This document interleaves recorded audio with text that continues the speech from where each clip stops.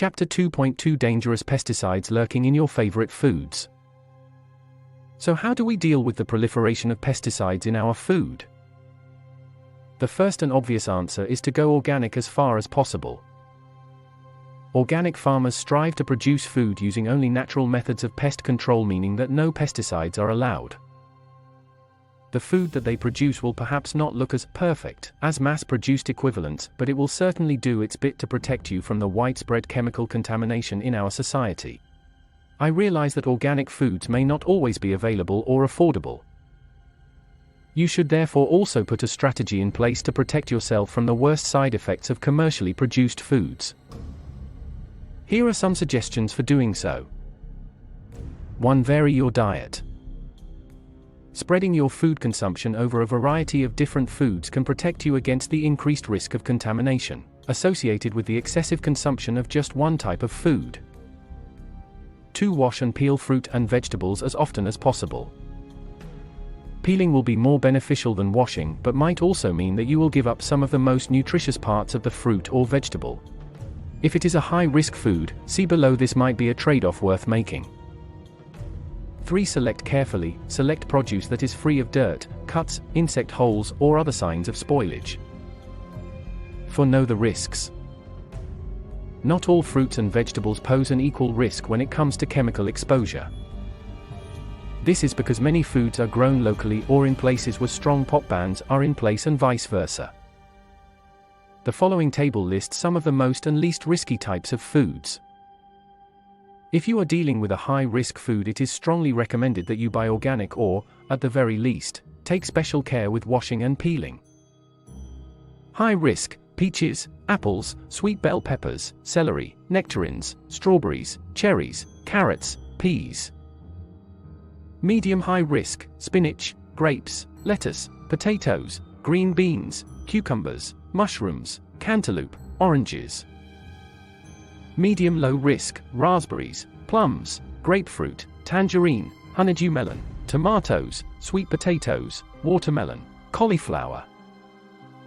Low risk: broccoli, blueberries, papaya, cabbage, bananas, kiwi fruit, sweet peas, asparagus, mango, pineapple, sweet corn, avocado.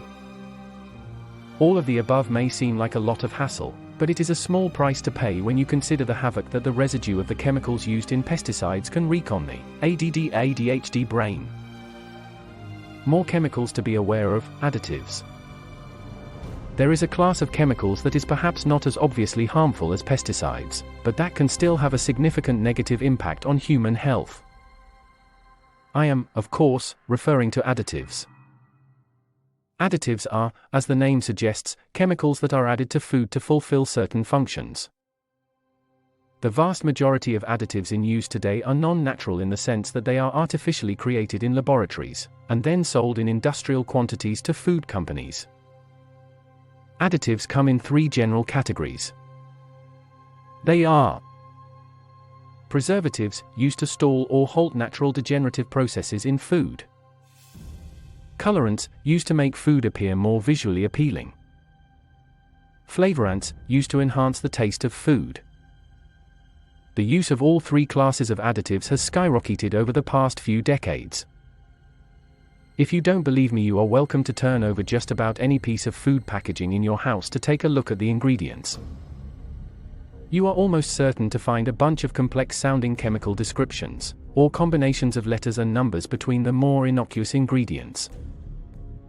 This industrial-scale chemicalization of our food supply represents one of the most profound nutritional changes in human history, yet it occurred almost by stealth, driven by food companies whose soothing ad campaigns ensured us that they have our best interests at heart.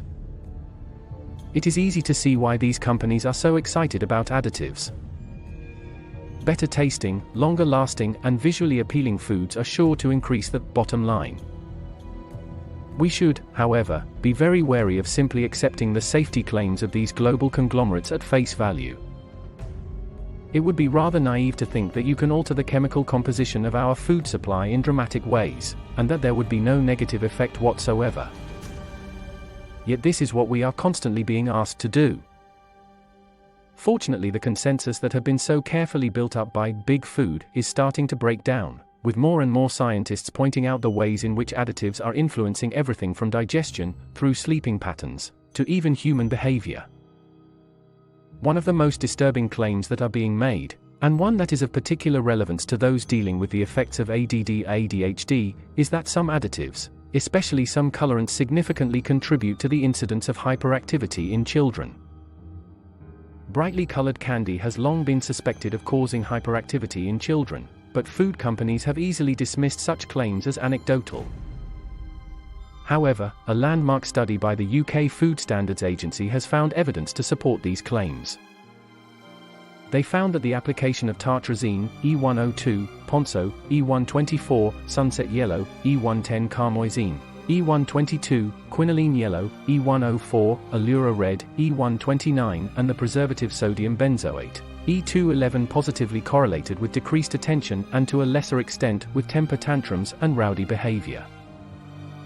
This research makes it much harder for food companies to deny the potential harm of these additives.